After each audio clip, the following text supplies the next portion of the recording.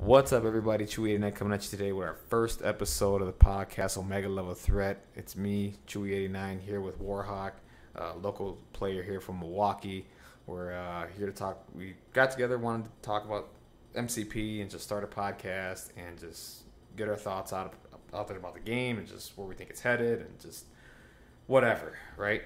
I'll just go ahead and let Warhawk introduce himself. I guess I picked up MCP, four months after it launched. There wasn't really anybody playing in the area.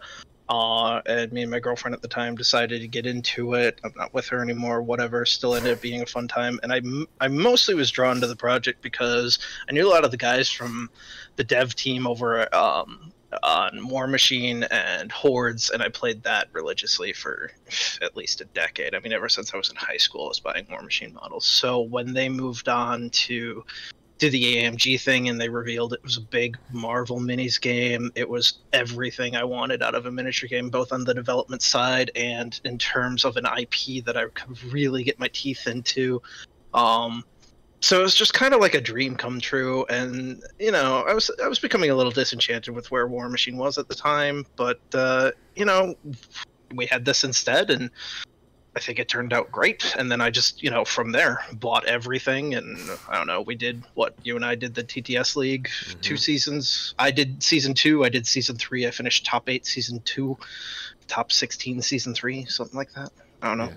I don't remember. That was a while ago. No, it's all good, man. No, I mean, for me, I started right when the game came out in 2019. I mean, I started miniature gaming 2017. First game I played was X-Wing. Was my introduction to it. I fell out of love with X-Wing. Just didn't like the game much. I mean, I love Star Wars, just didn't like that game at all. From there, I picked up Guild Ball and fell in love with Guild Ball. I mean, I liked Guild Ball as an intro, like when we didn't have Mark III out yet, and we had Mark II for War Machine. Guild Ball was a really good distraction until that came out, and then it was like back to business as usual. Don't get me wrong. I've met the Guild Ball guys a couple times. I'm not going to take credit for this entirely, but they were wondering we were at Gen Con. It was funny. I was just talking with them because they were a booth over. I was volunteering at the Bushido booth, and they were wondering what to do at the time for the Resident Evil board game as a side thing. And I'm like, dude, and I pitched to one of them, like, dude, just do the B-sides and side stories as like an expansion. And the guy sat there and hummed about it for a minute, and then we ended up getting Resident Evil 2. The expansion was called B-sides or whatever. Cool. And it's all I don't want to take credit for that, but I definitely threw it at the guy because I'm like, all those side scenarios they have in the video games, I was like, that's a really cool thing to explore in a board game. Now, I'm not taking credit, but I definitely talked to the guy at Gen Con a year before that game. That's so funny. That's so funny. No, I remember you telling me that story. But yeah, I mean, also Guild Ball played competitively here, local scene here. Oh man, in Chicago. What season did you play of Guild Ball? 3 and 4. Okay. So you did not suffer like I was kind of a bastard. Played Fisherman in season 1. Oh, I heard stories. Man! I heard stories about that.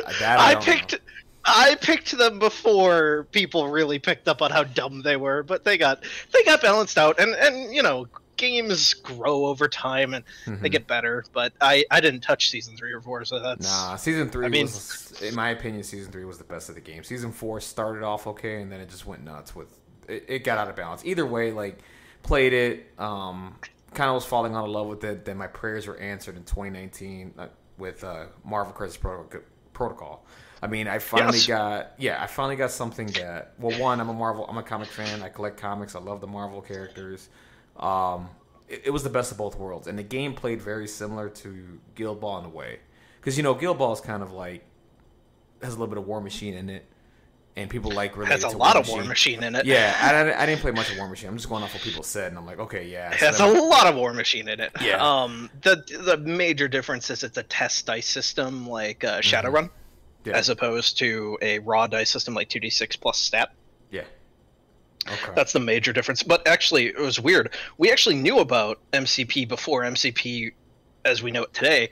FFG actually originally had the rights to do it way back, even before Mark III of War Machine came out. We heard rumblings that because Star Wars had gone to FFG exclusively, Marvel was to follow suit with the Killing of the Night Models game.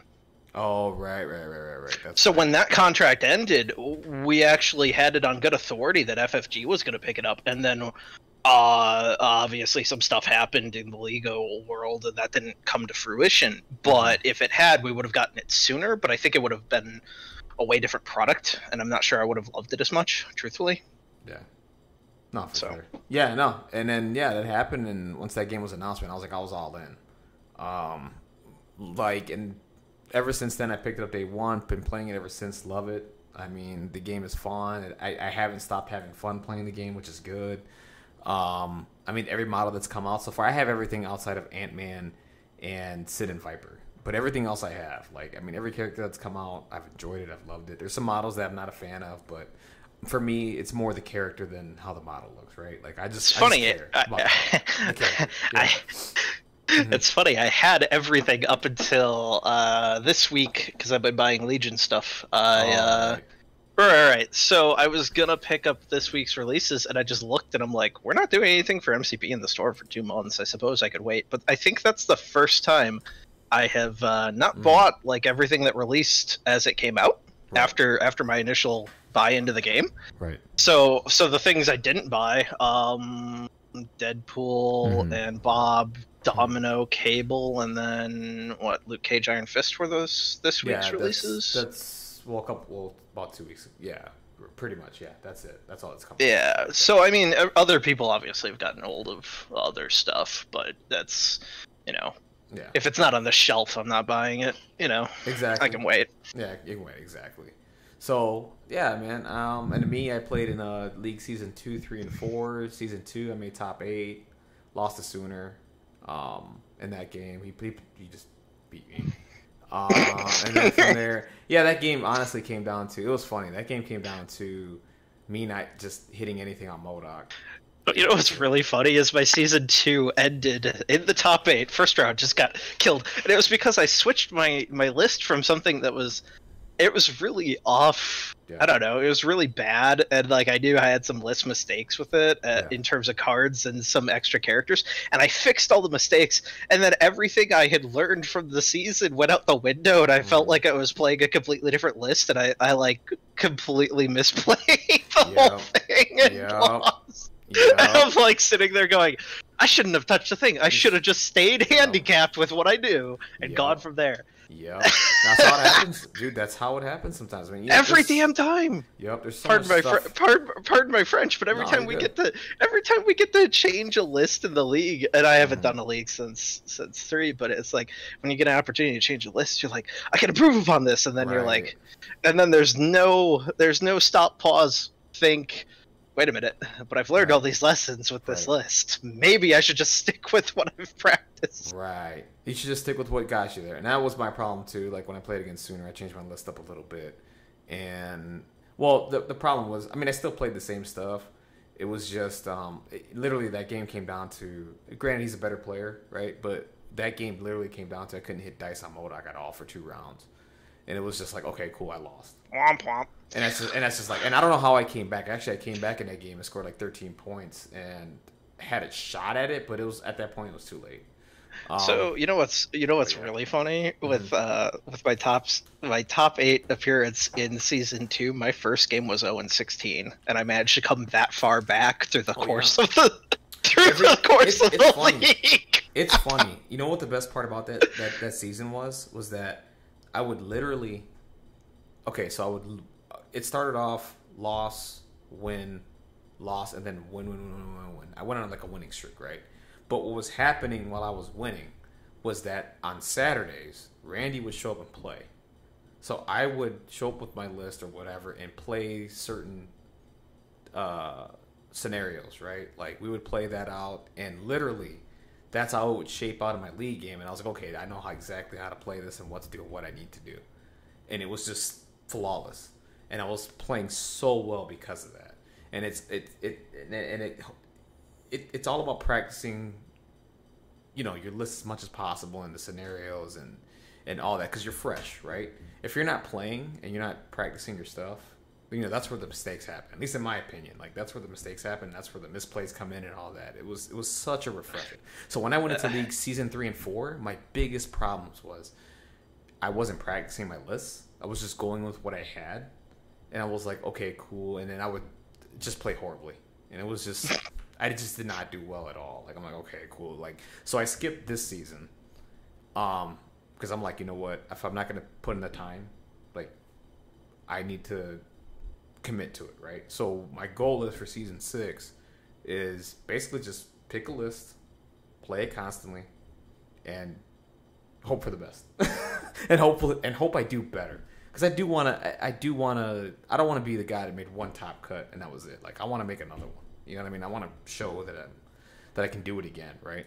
That it wasn't a fluke, apparently. Well, right? So.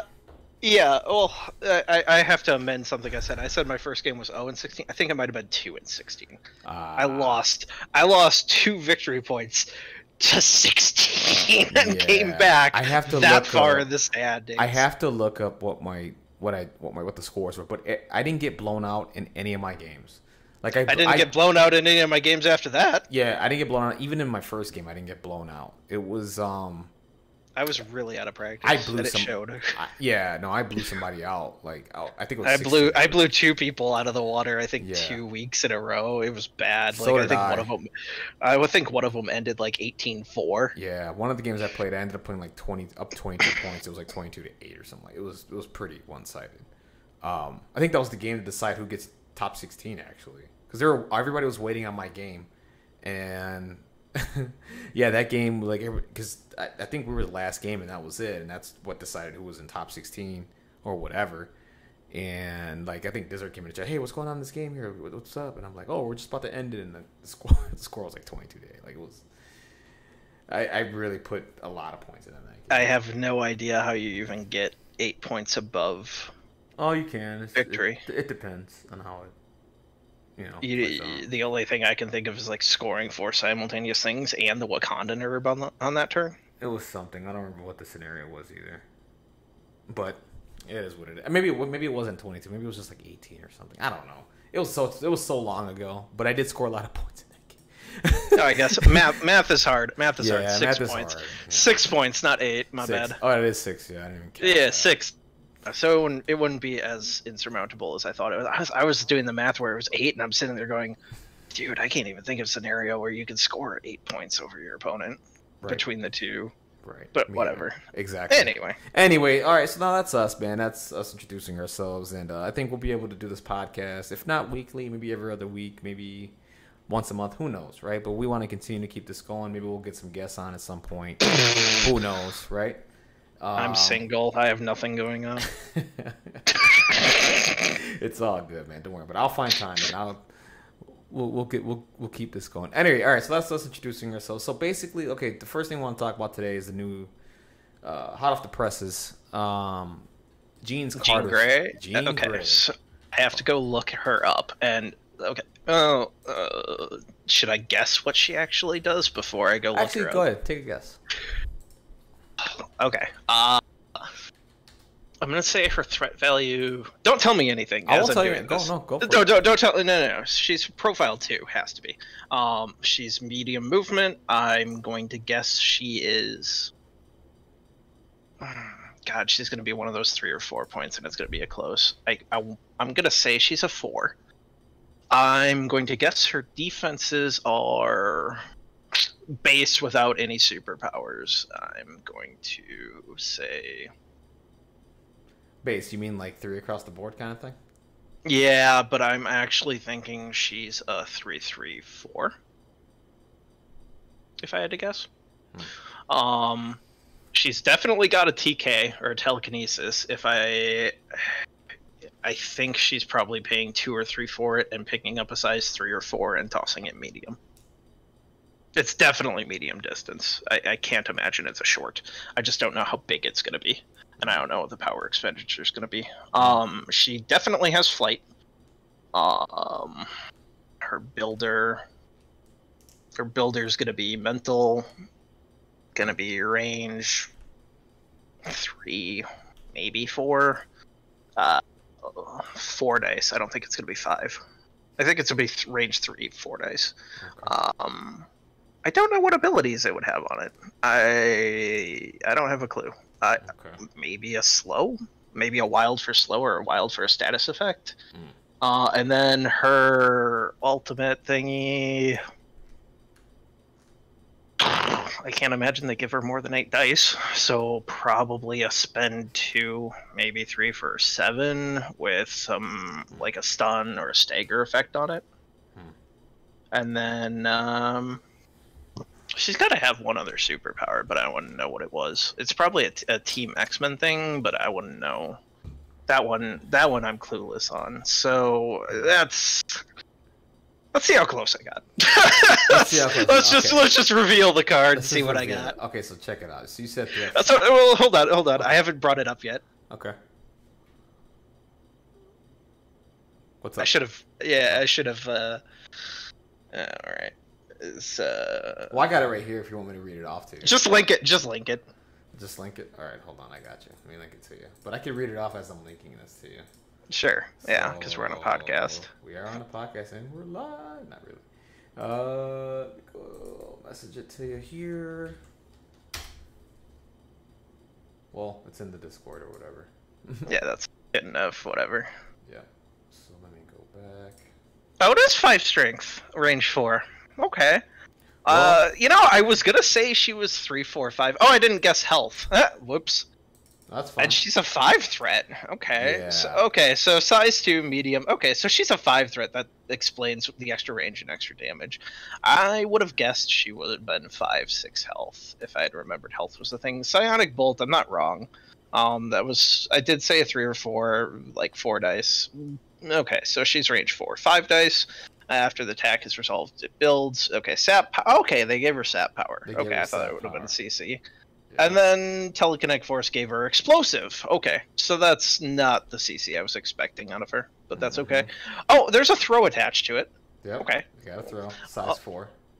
Okay, so I was right about battlefield manipulation. I said 2 or 3 cost, size 3 or 4 range. It's within range 3 and definitely medium. Okay, yeah, so I was right. Yeah. Master Transmutation. Choose another character with activated token within 2 and push it. Smaller character can be moved by the superpower. Okay, so she does have a support ability like I thought, but she's got another one. Shield Mine. Oh, duh! I should have thought she would have had a Magneto Shield. Duh. I would continue to read that for a second. When this character, an allied character, the advanced place, you may use a superpower. So it's not a shield. It's not Cable's thing. Okay. Latent Psychic. Okay, she's Asgardian and Flight. Okay, so she's got a lot more on here than I would have thought. I would have never guessed she would have been a 5 with this much going on. Me either. And that's my biggest pet peeve is that okay. Granted, everything on here. Let's say for example this game dropped. If Jean came out day 1, right? I would understand why she's a 5 threat. Yeah, we're so deep into this game now, and here's the thing: like, they missed the mark on just her threat value. Her threat value should be a 4, not a 5. Yeah, but with the 9 strength telekinetic force, holy shit, that's a 9. Okay, it costs 6. No, it costs 6. But here's the thing, though. She should be building power. She shouldn't have a problem building power because of the guaranteed 1 that she gets on the attack. So, like, what they did with Psionic Bolt is, in my opinion, they're like, okay, how can we make it MODOK and not MODOK, right? So what they changed up is you don't gain power equal to damage dealt. You just gain 1 power, and and then we'll just give her sap power, sap power is amazing, right? We see it work super well with Enchantress, but the differences with Enchantress is her attack is a beam. This isn't a beam. So you're going to target one person, get a power, and then hope for the sap. I thought... she's got damage equal to the damage dealt, dude. No. She doesn't have 1. Oh, I'm stupid. So it is. Oh, I'm an idiot. You know what I said earlier? Yeah, no, she's got a crazy builder because she does damage dealt plus sap power plus Asgardian. No, so it is MODOK. Okay. So she's okay. Yeah, no. So I read this wrong earlier. I thought this was gain 1 power. Okay. No. I was comparing it. You know, my problem was I was comparing it to Enchantress. I had Enchantress on the brain, so I didn't read. Okay, so that's actually good. That's actually. So Okay, you know what my problem? You know what my problem here is? Like, okay, so don't get me wrong. I think Jean's in a perfectly fine place. Whatever for not having Phoenix as her backside or a separate character. Whatever. Yeah, fine. Whatever. Cassandra Nova. Whatever. I don't care that they're a 2-pack. I would have preferred Jean Phoenix, but whatever. Same here. Yeah, but they'll get to that. I'm sure she will be her own model on a bigger base, and her sculpt will be amazing, and we'll have more going on there. And that's why I can forgive the separate release. Totally would rather have it done that way as a separate thing. Mm-hmm. So where I'm sort of getting a problem here is like, so my last month or two of, I guess 6 weeks of MCP when I was playing was a lot of X-Men Blue. And for the life of me, I could not get power on Storm, and sometimes Cyclops would have an issue, but he could steal it from Wolverine or Beast, and it was a little bit more reliable. But like, I never wanted to use the X-Men Blue ability with Storm to fuel her because she wasn't worth fueling. Like, what am I gonna do? Like, use her innate power to give myself 2 extra dice for 3 POW or 3 energy, and then maybe her lightning bolt hits for 6. Like, that was never the decision tree I went down, and I was like, this is a great idea. No, that never happened with Storm. And I played Storm on Wakanda prior to that, and 2 teams in a row, she failed to impress. Yeah, Storm to me is, granted, I mean, she's a 3 threat, so you got the point flexibility, but she's not impressive. To me, she's not a robo. You know what I mean? The 3-point flexibility, I think, is far less of an impact than a different 3-pointer. You can get the X-Men affiliation without her and bring in a 3-point, kind of like a ringer, like whoever you want. Like, I mean, as far as 3-point threats go, like, we're getting Mysterio soon. Yeah. That man's amazing. Yeah. That man's disgusting. Mysterio's amazing. He's gonna make a lot of people's lives a living hell. Oh, I am so excited that we have a manipulator on par with Valkyrie being a brawler. Right. And it's gross and at a 3-point. And I think the biggest splash, I mean, we're getting off topic of Jean, but whatever. I'll end this thought. Wakanda doesn't need Mysterio joining the team. You know what's going to happen. So I know, because I'm the one that's like, I want to run that. Yeah, who wouldn't? I mean, it's gonna be fun. It's gonna be gross. It's gonna be gross. Fun. People are gonna be mad. I can't wait to play Mysterio. It's gonna be fun. But for me, like, the best part of I love everything I see here. I missed the mark here with the damage dealt. That's my fault. I thought it was gain 1 power. Now I think she's got enough tools to generate here, whereas some of the other characters we've got. She's gonna build fun. You think? Yeah. I was gonna say, you think? Yeah. But the thing is, like, I don't know, with Scott and Aurora, like, whoever has the spare energy on Scott to do the teamwork thing, the field leader. Well, remember that's a model within 3 spends 1 power. So it's if you have 3 models, right? So No. I'm talking Cyclops' leader, not the leadership, the training thing where he gives somebody else a move. Oh, you're talking about field leader. Yeah. Oh, you're saying when does he have the power to do that? Never. Well, he can. Well, you gotta pick your targets, right? I mean, I get what you're saying there, but like. Every game I've played him, when he's got the power for optic devastation, that turns into something very bad for my opponent. Like, Randy sitting on the other side of the table went, "What the hell was that?" And I'm like, 2 optic devastations, have fun. Yeah, exactly. He just looked at me like, what just happened? Right, exactly. I don't know. He even after the game, he's like, "I didn't know Cyclops could do that." I'm like, "Yeah, well, you ignored him all game." Well, you should have. Because I played Cyclops. Yeah, I think this was before you played him, though. Oh, it was probably before I did. Okay, right. That makes sense. Makes sense. He lined up 3 people, and I went, "I'm gonna take off the visor," and he's like, "Great, now what do you do?" I'm like, "I'm gonna take off the visor again." He's like, "Oh." But here's the thing with field leader. I mean, you do have the tactics card to me, my X-Men, which is everybody moves towards the leader. Granted, Right, it's not Field Leader, and I'm not comparing it to it, but that's a movement that you can do, and it's cheaper, right? It's a power per character, correct? I don't remember. It is, and typically when you need to reposition that hard, I mean, Beast has so many tools to do it on his own. Wolverine in a pinch can throw himself any direction on his card. Yeah, and so there's really I don't think it's a tool that you need to reach into your belt for often, but it's good to use at certain points of the game. Like it's not something. Let me put it like this: when I play Cyclops, I'm not playing to get Field Leader. Like, definitely not. Yeah, I think the best use I've ever had for it was I actually used it. I had Toad on my roster, and Toad had an objective, so I hopped with Toad. I moved, and then on Cyclops' turn, I pulled him even further. So he's just running away with this objective. And we were on the league for the Thanos Gems League, and he's just hopping away with a space gem, and my opponent's like, I'm never going to catch up to him, am I? I'm like, no, I'm going to put him in a corner. I'll game it. And he just looked at me like, that's really painful. It's very painful to deal with. It sucks. So I'm glad that you mentioned positioning now. So my favorite thing about her right now, this is my number one thing that I love about her. Shield Mine. What this does is that whenever an allied character within 4 would be advanced, placed, pushed by effects of psychic attacks and enemy superpowers, I use this. The character cannot be advanced, placed, or pushed. And it's not once per turn. So the best thing about this is that right now, where the game is at, it's all about, especially with Wakanda, Thanos, Enchantress, and all that, the bowing and repositioning models and like taking models out of the game and what they wanted to do. This can stop that. And it stops about half. Well, think about it. Exactly.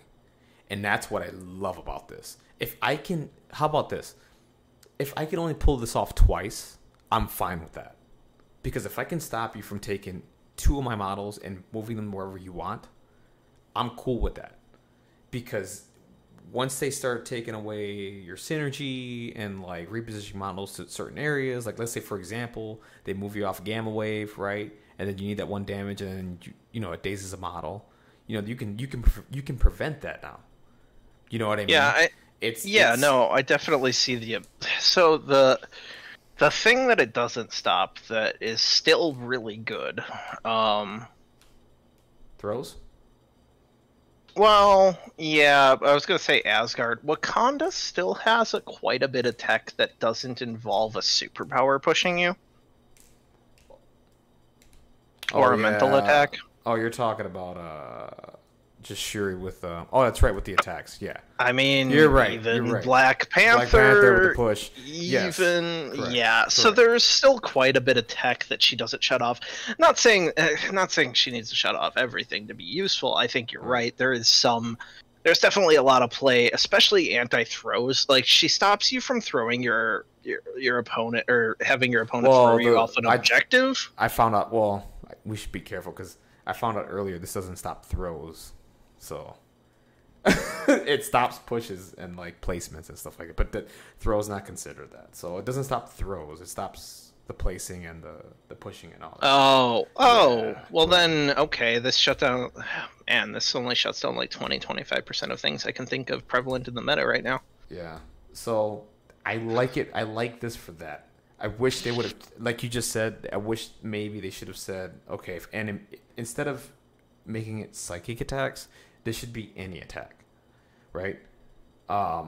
Maybe they tested it and they just found it to be too... It's possible. Maybe they said, okay, we don't want Wakanda to never push, right? Well, so that's what I think they probably ran into with testing this, is they ran into... I bet this started as a catch-all, and for 2 power, that's all she was doing. Look at how much she can build up, and I mean, if she could stop everything, I would never use telekinetic force. Are you kidding me? Right. Why? Why would I bother? Yeah. I would never throw anything. Exactly.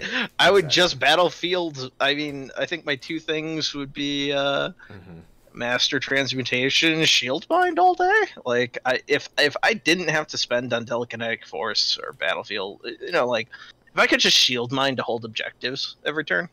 Yeah. And of course she has sort of a bow, right? So she has matter transmutation, which is unfortunately range 2. I wish this was range 3, but whatever. So if you, and on top of that, the character doesn't have, no, wait, choose another character with an activated token. So that even harder now. So now I have to find a character that's activated and have to be within range 2 in order to push them small in any direction, which is kind of, but I mean, you can't have everything, right? I think those two things in conjunction were causing issues with end of turn victory point scoring. Right. You could shield mine to stop somebody from being thrown off or whatever, or even if they are thrown off, matter transmutation possibly gets you back in. Yeah. You know? Yeah. Like, I think the two things in conjunction were having too big of an impact on gameplay, and that's what they wanted to tone down. Oh, you know what? Matter transmutation. You can lets move you your own character. Uh-huh. Well, I'm dumb. You know what I'm so used to? I'm so used to moving enemy characters only. No, she can. No, like if Beast is a short move away from an objective, or he just got tossed off of one, and it was a short, you could bring him back in and still score. And Shield Mine stops you from being thrown off of that. And I have a feeling the two things in conjunction stopped scoring and let you control victory points too well. Yeah. Truthfully. You know what? Wow. See, this is why we're on the podcast together. You're catching things that I completely missed and didn't think about. This is why you're on. This is what I So even with all that in mind, looking at her, the first thought I had, honestly, for this character is like, here, let me just play her with Criminal Syndicate and use those two things as they exist now to still threaten objectives. My guys scored 2 for 1. Yep. Criminal Syndicate. Yeah. Another one. Right. Another one, for sure, Brotherhood. I see her fitting in Brotherhood really well. Granted, Magneto's very expensive. But I mean, you have to figure out the point cost. Did I tell you about my 15-point and 20-point teams that I wanted to test after I went back into Marvel? No. Oh, they were 3 and 4 bottles respectively. Oh. My 10-figure roster didn't matter at all. I was literally planning around 15 and 20 points. It was Cabal. My 15-point was Magneto, MODOK, and Red Skull. My 20-point was Magneto. I've ran that before, by the way. I've ran that before. The Cabal, Magneto, yeah. My 20-point was literally the same thing, but add Cable, because Cable can stack his defensive shield with Magneto's for 4 dice. That sounds fun. That sounds fun. Randy didn't want to. I just told him about it. He just looked at me, raised an eyebrow. He's like, "I'm not playing into that." Good luck. Dude. So I have to convince one of the store owners to play me, where they have no idea it's coming. And then when I start adding 4 defensive dice, they go, "Oh, yeah, you suck." Yeah, that's funny. That's pretty cool. And then you got Cable handing on Incinerate, which makes it easier for them to kill. That's pretty good. I mean, that wasn't what he was there for. He was strictly there to add more defense dice, like Doctor Strange. Sure. Right. But you have that option though. You definitely do. I just wanted to put Cable on the table and see what was the most annoying thing I could do. But that was what I came up with. So, do we think she's a 5 or 4 after going through this again? What are your thoughts? 5 or 4? I still think she's a 5, man. Okay. I think the difference between her being what I thought she'd be and this, she's worth the extra threat, hands down. Yeah. I think it's great that they didn't make her too good at holding objectives. I think that would have made her like one of the best characters in the game for 5 threat. Yeah. I think the entire meta would have developed around her had she been able to shield mind like whatever she wanted, and that's not really what the game needs either. No. But you know what I'm thinking? Since this was introduced, I think we're gonna see more of this, but in different ways, right? Because I mean, it is a strong thing right now. The whole Thanos mind gem. Oh, well, anybody that can do mind gem, and then you got Enchantress repositioning people as well. Of course, Wakanda with the pushes that don't need a meter condition. So I think we're slowly going to see similar things to this. You know what I'm saying? Which I don't think is necessarily a bad thing. I just don't want to see it too much, right? I want to see, maybe another 2 models or so have this, and like maybe implement that in your list so you can kind of prevent them from repositioning you as much as they want to. I think the only mechanic I didn't like being introduced in recent, I say recent, but it's not really that recent. The mechanic that I didn't particularly like, and it was just a misunderstanding of how it worked, I think initially it was Medusa and Angela's thing where you can't measure over them. Yeah, it's annoying. Well, so like initially that, I think that rule initially said you couldn't take any movement tool over them. Something like that. And you can't overlap them. Yeah, you can't walk through them basically. Yeah. Right, and initially my initial thought was you couldn't take any measuring tool over them, and I'm like, oh, that's broken. But I don't think that's the case. I'm pretty sure it's just movement. Right. But for a minute there, when I thought it was both, I'm like, that's actually a really neat mechanic. So I kind of want to see them take the other half of that, where you can't put a range rule over somebody. Okay, that'd be pretty cool. So like the second I thought it was both, I was like, oh, this is egregious. Why is this a thing? And then I was like, oh, yeah. And then I was like, oh, it's just a movement. It's just like I have to walk around her because she's an annoying piece of terrain. Okay, that's much better. But if you couldn't line up like a 5 range shot over Angela in a choke point, like what? Right. That's what Groot needs.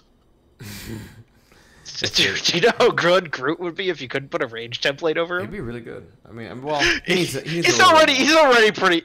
First points cost. He's already pretty good, but I think they made him way too much of a needs to be used with Rocket. Yeah, that's the problem. But if he could just do his own thing where he just grows like a root wall and you can't place measurement tools over him, yeah, he'd be. I can't think of another character. I can't think of another character in the Marvel universe that would even have an excuse to not have range measurement tools go over them. Right. Yeah, but no. I mean, sorry. Go ahead. I was gonna say Jean Grey if she had up a telekinetic barrier, but obviously her card doesn't have that, so never mind. So those are the 2 things. Like, she doesn't have rerolls, and they didn't want to give her the world, right? So she doesn't have rerolls, and she doesn't have the whole. Okay, my psychic defense is my defense, right? So she doesn't have those 2 things, which I'm fine with, right? I mean, we've got honestly, with that.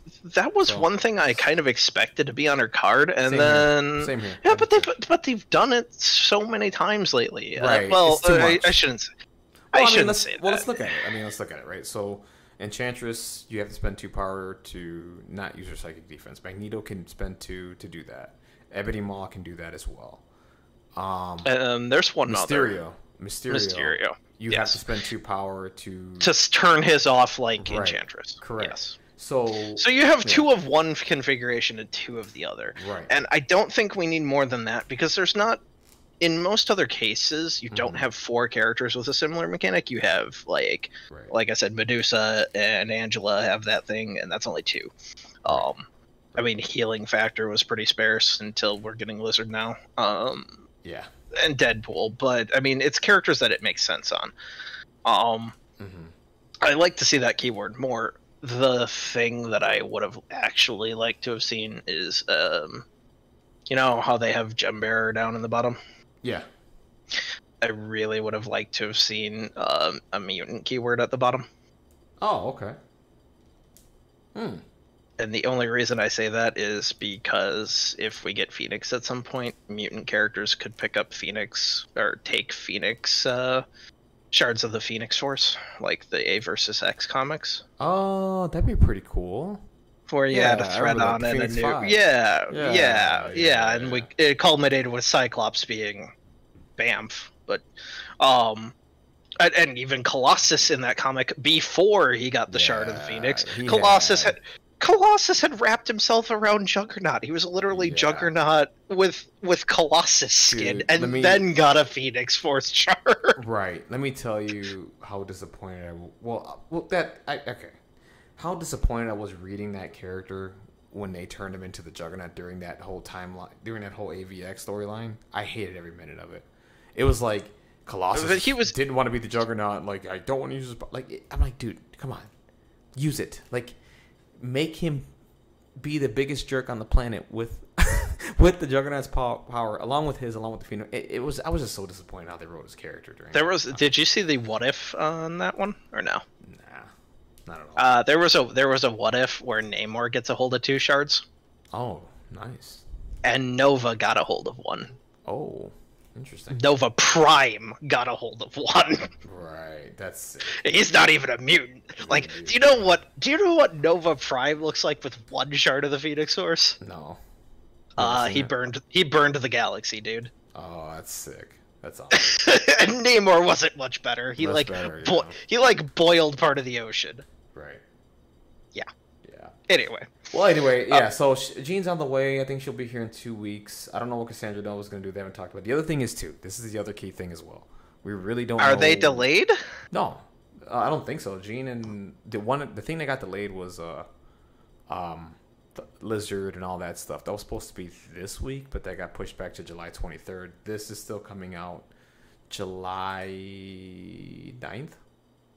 So Jean, I'll be real surprised if it does. I'll be surprised if it does. Yeah, I'm crossing my fingers. And Omega Red is coming along. I mean, Omega Red. Omega Red. I don't know anything about him other than like the 190s X-Men X-Men TV show I saw was him on the submarine or whatever, Wolverine fighting him and getting owned. And as a kid, that was traumatizing to me. I think I woke up with nightmares and shit. Just put it like that. Omega Red and Wolverine have a beef, and it's awesome. That's all we need. Yeah, but I mean, how many Russian knockoff characters are there between Captain America villains and now X-Men? I don't know. Right. Anyway. So yeah. I mean, this came out today. I like everything that she does. I can't wait to see her on the table. Like, we'll see. I mean, I already have rosters in my head. I like I said, I have been running a little bit of the Cyclops team, so I want to see what she can do with Scott. The other thing is too, we don't know what tactics cards she comes with, so who knows? I mean, the tactics cards that come out could really, hopefully, put X-Men where they need to be. Granted, they need more models, right? They need other people to like really take them over the top and like be something. But I don't think I don't think her cards are going to do much for her. I think they're going to be X-Men team cards. That's what I'm thinking, and I think that's what they need. They need more X-Men team cards that can, do some stuff, which I'm hoping for. We'll see what happens. I'm not sure. They haven't talked about it. Unless randomly Phoenix form is a card. I would be so disappointed if she didn't get her own model. Yeah, but if she didn't get her own model and her own stat card, I don't know. Whatever. Right. I think there'll be a Phoenix model. I think that would be such a missed opportunity. I mean, that's almost as bad as the Kraven card, but no. Oh god. Yeah, I know. I don't even remember what the Kraven card's called. I don't know either, but that card's impossible to play, basically. I told my buddy about that. He doesn't even play Marvel Crisis Protocol. I'm like, so this is what Kraven's ultimate card does. He's like, that seems like garbage. I'm like, yep. Well, that's the whole point of it, right? It's supposed to be like a gimmick. And it's supposed to be more of a narrative thing, honestly. I think if you're gonna play that card, right, you do a narrative thing where if Kraven pulls it off, that player just wins. Yeah, exactly. Pull off something yeah, I agree. Yeah. Anyways, so that's Jean. I mean, that was the new hotness today. We haven't. There hasn't been another panel to play yet with. So I'm thinking the next one's gonna be either Cassandra Nova or Omega Red. Probably be Omega Red because they're supposed to paint his model on Tuesday, but they have some issues with the stream, so maybe it's in. Do we even know what releases look like after this wave? Because I don't think we've seen much after this. Oh, after this, no. Spider Foes. No, after this is Spider Foes. So after this. Well, right, but after Spider Foes. I'm thinking it's gonna be Blade and Moon Knight. We know that they've been. Yeah. Yeah, but I'm sorry. I should put the caveat in there. What comes after the things we know have been spoiled? Oh, I don't know. I honestly don't know. I had a pretty good idea. Yeah, I'm thinking, in my opinion, probably Gambit Rogue. Nope. Juggernaut. No. Well, Juggernaut maybe as a one-off release. We haven't seen anything on Juggernaut, which is funny. I thought that'd be like something they want to get out the door fast, but that's fine. Maybe they're playtesting the hell out of him. Who knows? But he's a 6 threat for sure. He has to be. And I guarantee. There's no way he's not. I guarantee you, and he better have this. He better have an ability. 7 Mystic Defense. No. Yes. No. That's not even where I'm going to go with this. What he should have is he should have a superpower where he can run through buildings and just destroy them. Yeah, but destroy them. Can they really put "I'm the Juggernaut bitch" on the card? I hope so. We should. I think so too. I think so too. Why not just do it? But really, he should be the only character with a 7 Mystic Defense. Probably. Yeah, and or just put a dash, dash there, like he's immune to it, and then when you flip him over, actually, when they flip him over, yeah, his front side should be immune to mental damage. His backside, his helmet's off, and he can be hurt. I was just about to say that. Yeah, that's what it should be. Yeah. We'll see though. I doubt they'll do it, but you know. Yeah. So what are you hearing after? I mean, so you don't think it's gonna be those? I didn't hear anything. I mean, my conversation, they keep me in the dark just as much as everybody else. But I shouldn't say they keep me in the dark as much as everybody else. I think there's one guy that likes to play mind games with me. And it more often than not leads me to figuring out what's coming anyway. So that's cool. He doesn't spoil anything though. Like he definitely doesn't give me more of a than anybody else. But we do talk about fun stuff. And my ongoing joke with him is I always send him every few months. I always send him. I'm ready to design Nova and Namor now. And I will not get off that at all. Namor is going to be a sick model if he ever. If I designed him truthfully, I'd make his trident a 1 threat equip. So he goes from a 5 threat to a 6 with the trident. Nice. Why not?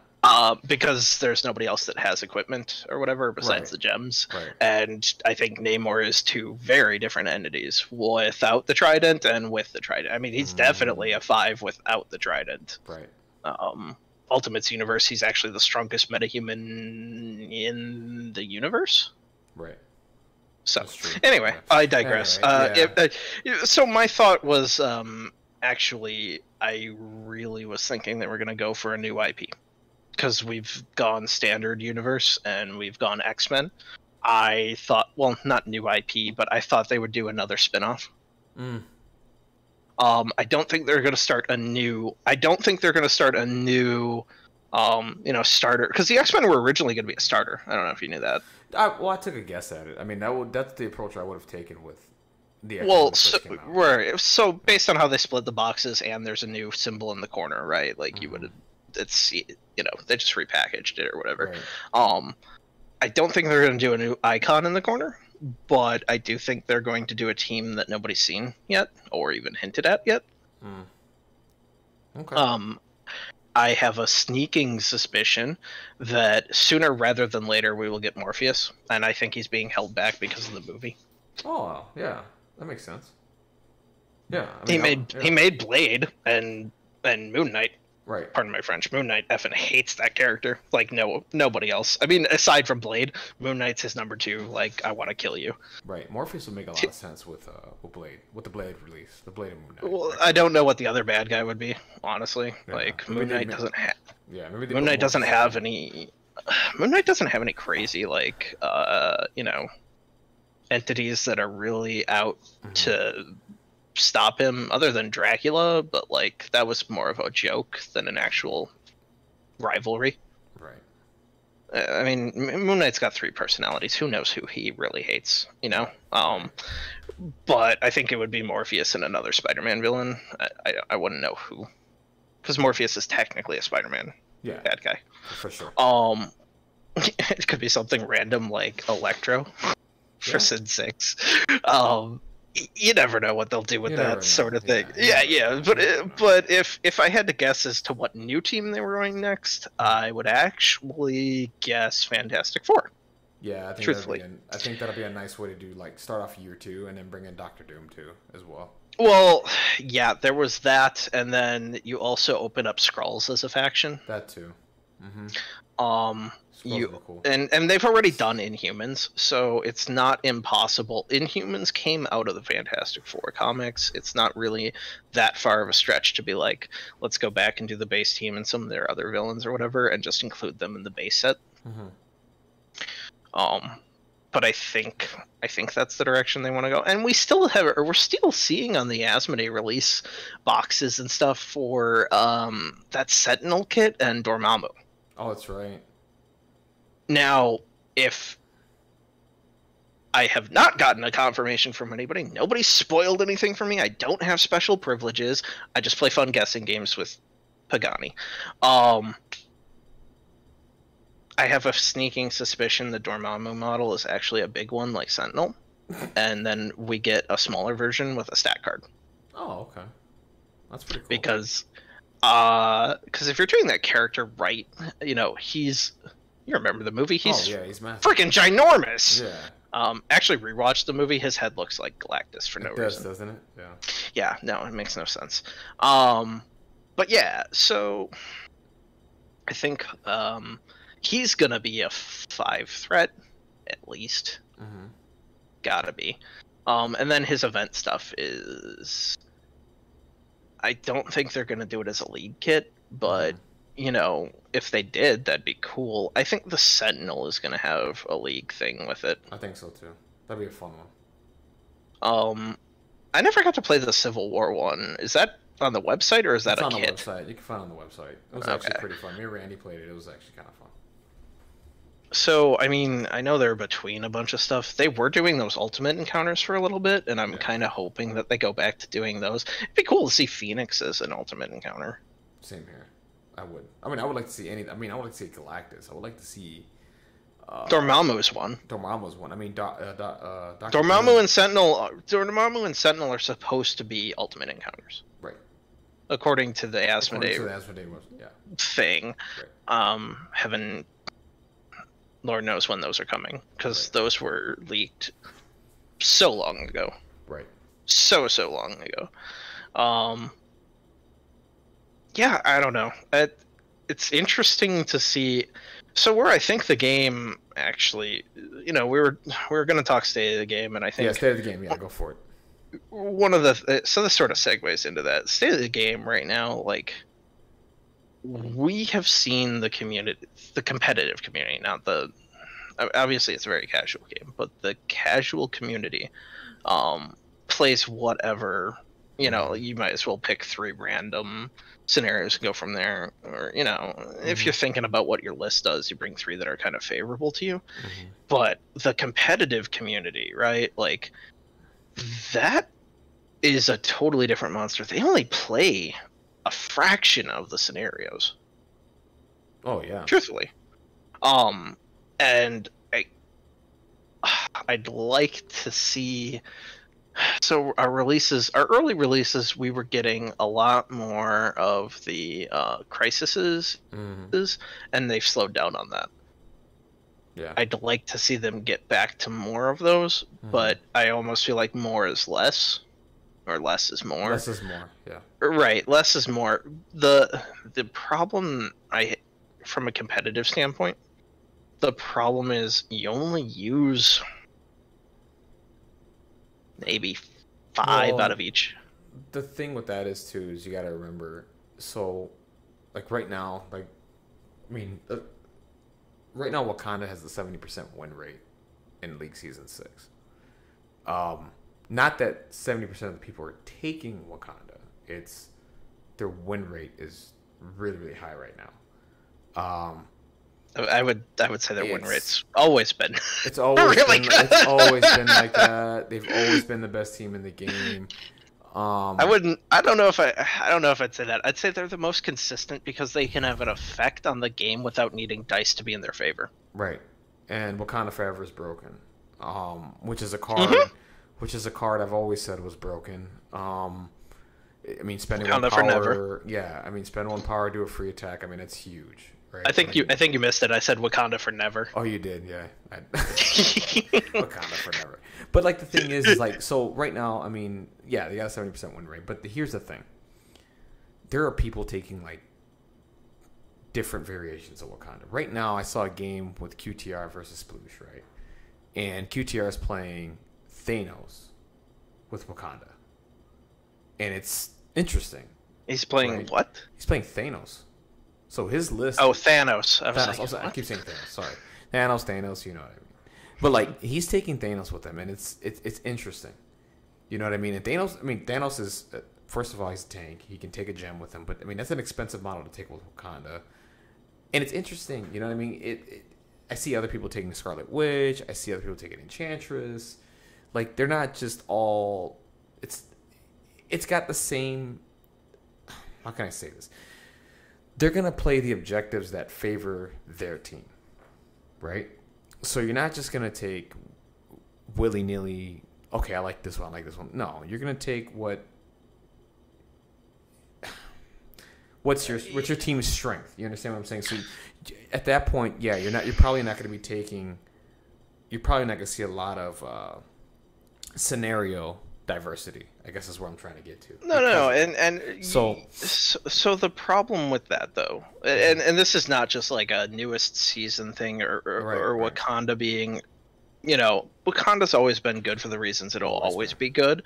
Mm-hmm. What I'm specifically talking about is like Gamma Wave has never fallen out of the meta. The only thing that really shook up Crisis cards was Hired Muscle and the civilians becoming restricted. Mm-hmm. The ratio that which people are taking Gamma Wave, I think it's Hammers, Gamma Wave, and I don't remember the other one. I don't have the stats in front of me, so I haven't looked at the stats. To be honest, I mean, and we can confirm this by looking at the stats at another time. I think for secures, it's usually Gamma Wave. Mm-hmm. What's the one where you stand by it and get a power? Jesus, the serum, right. Serum canister, yeah. Mm-hmm. Yeah, canisters, and then. I don't know. The third one usually is varied, right? Yeah. And then for extractions... I would say bombs. Probably the bombs. Huh? Probably the bombs. For a bit maybe. There, it was the Extremis consoles for healing. Yeah. Oh, Extremis is out there. Extremis is taken, for sure. Yeah. I was just naming the top two that are most prevalent, and then from there it's kind of personal preference. Everybody plays Gamma Wave. Right. So then for extracts, I feel like Hammers is up there. And maybe this is just I have the wrong opinion, but we can look at the stats another time. But I feel like it's... Stats. Yeah, we don't have it in front of us right now, so yeah. Right. But Hammers, for sure, has got to be one that's in there. Yeah. Hammers if it's not... Sure. If it's not, I wouldn't know why. Yeah. Hammers is in there. I just thought about this. Demons Downtown is the other secure. Really? I would think Demons Downtown. It has to be up there. I feel like it was a splash when it came out, and then people realized it hurts too much to actually run that over Gamma. I've seen a decent amount. Well, again, that's just my gut feeling. But I feel like it feels a little too unpredictable, but maybe I'm wrong. Yeah, I don't know. But I feel like Demons Downtown is up there. So for secures or for extracts, you know what? One of the other secures might be is the portal things that you flip them using your energy defense, and then you can walk away from them. Yeah, the bombs. Oh, that's bombs. That's bombs, same one. For extracts, we've got hammers, and then I don't know what's one of the other ones. I don't think people play the books, truthfully. I haven't seen that enough. I'll tell you that right now. I've not seen that enough.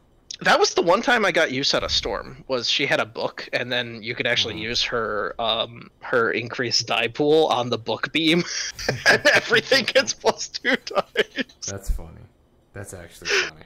Oh, I actually had a league game where I smoked somebody using that all game.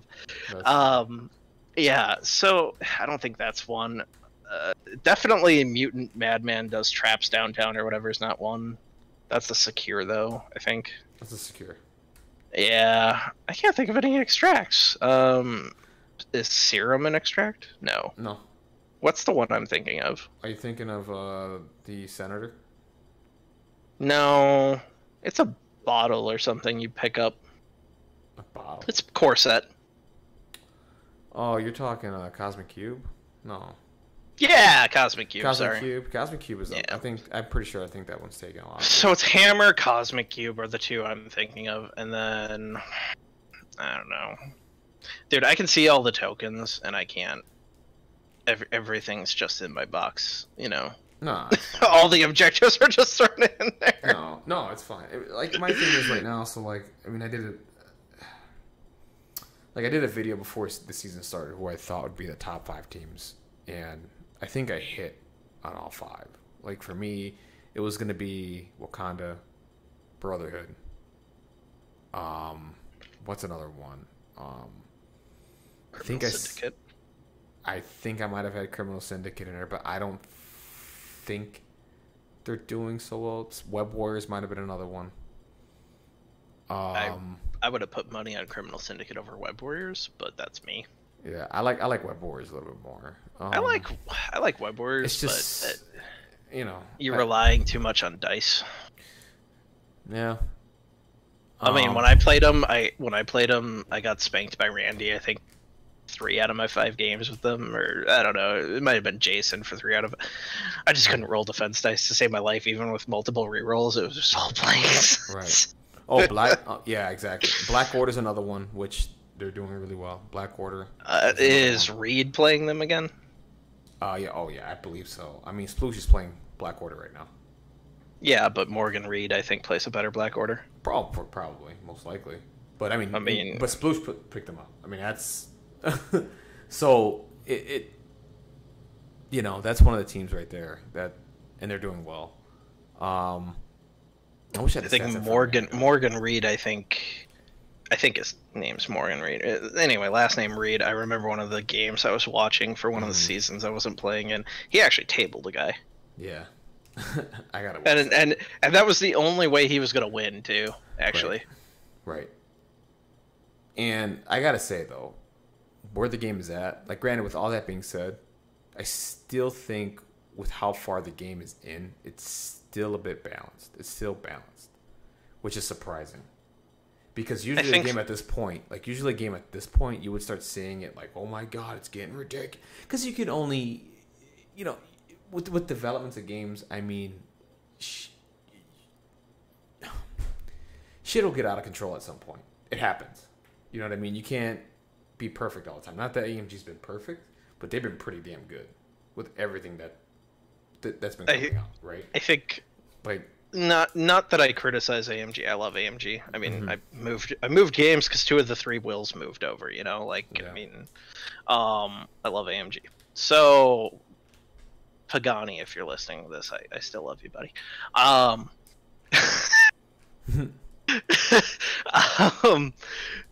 But the one thing that AMG, it's not like they missed the mark. I'm just playing devil's advocate. I am by no means do I feel like this has like spoiled the game. I'm putting my disclaimer here before I open my mouth, right? I feel like the weakest point, and again, devil's advocate, and it's not like saying the game's weak overall. This is just the weakest part of the game, I think, is specifically tactics cards. No, I think that's one of the strongest part of the game. I meant in terms of balance. I'm not talking in terms of design. Got you. Oh yeah. Because they are either ridiculously good or narrative only. Right. Exactly. No, and I agree. No, the tactics part. I don't think that's an unfair criticism. Like, I mean, look at the Craven card. No, I look at the Craven. Right, exactly. I don't think that's an unfair criticism at all. And then look at Bitter Rivals. Yeah, look at Bitter Rivals, exactly. Like, which, by the way, I love that card. I think it's really good. That's gonna get restricted. It shouldn't, but people are saying it will. No, it will. It shouldn't. Like, if they do, I'm like, no. Dude, that's what people said about Hired Muscle. No. Everybody. I mean, I was on board with banning it.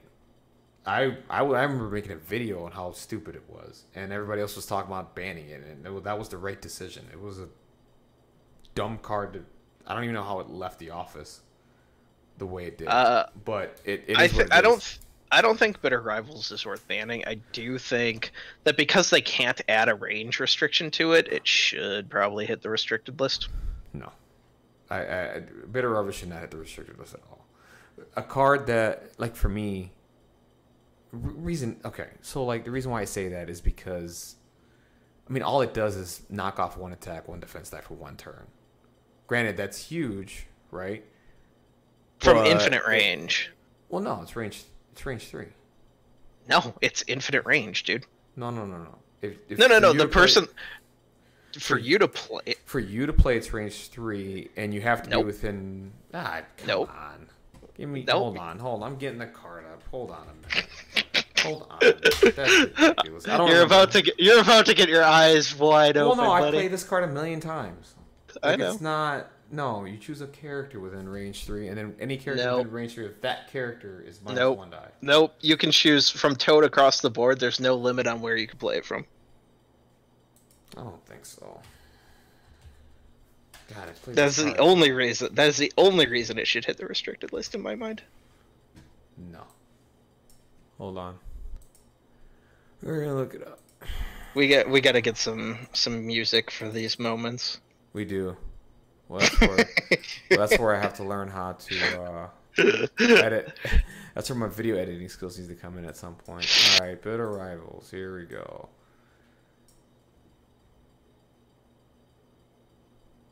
Oh, it's choose an enemy character. Okay, my bad. So it's not choose one within range 3, but you have to be within range 3. Told ya!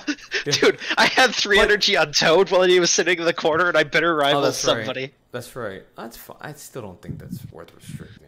I think... Okay, I don't think because you have to be within... Again, you have... Okay, in order for the characters to get the debuff, they have to be within range 3 of that character. Well, right, yeah, but that wasn't the part that I found a problem with. The part I found a problem with it says infinite, like my Toad in the corner after he took the objective and yeeted out. He spent 3 energy on a turn where it mattered and changed the entire outcome of a melee brawl on the other side of the map. Right, that's a little ridiculous, but I mean, it's one less die that you have to roll. Granted, it's huge, right? You have to roll one less attack or defense die, but I mean, after this card is played, there's counterplay to it. There is counterplay, there's counterplay. And again, my initial contention with it. Remember, I said the only thing I have a problem with is the fact that it has it. Yes, right. The second part to me is like, okay, no, this should never hit. This shouldn't hit. No. But that's the thing they can't change. If they could just slap a range on it, fine. I'll still play it. Which they should. I don't care. Which they should, and that's my other right now. My pet peeve with the game at this point, the fact that it doesn't have an app or unofficial ones for list building. Right, that's what I'm saying. Like, now nothing from the company. I can't go to their website and like print out cards or whatever the case may be and all that. Now I don't know what the reason. Yeah, I don't know what the reason is for it. It is what it is. They haven't done it. Maybe they're in development. Maybe it's in development and just it's not ready to come out yet. I don't know. But that would be an easy way for them to errata certain things. Because I mean, look what they did. Look what they did with the Legacy Virus. It started off at map E, and then moved to map C. Like that 2 or 3 days. That was later. A printing error, though, right? Yeah, it was a printing error. But look what they. I mean, if they can go out and say, "Oh, look, let's change. It was a mistake. Let's change this." They should be able to look at something like, "Okay, hey, you know what? Maybe that's like same thing that they did with whatchamacallit, last minute save with Lockjaw. It says enemy effect, but then they've said, "Oh no, it can't be enemy effect. We have to change it." Granted, that was probably a typo again, but yeah, I mean, it would be easier if they just did that, and then they can make these little adjustments, right? I feel like that's what everyone thinks at the moment, but that's neither here nor there. I mean, that's right. It's not around. It's unfortunate. It's something that I wish they would do. Is where I'm at with it. Like, just do that. It would make their life easier, and our lives easier, right? And we could just make those little changes instead of just outright banning cards and like whatever. I do like the ban and limited list. I think it's a good idea.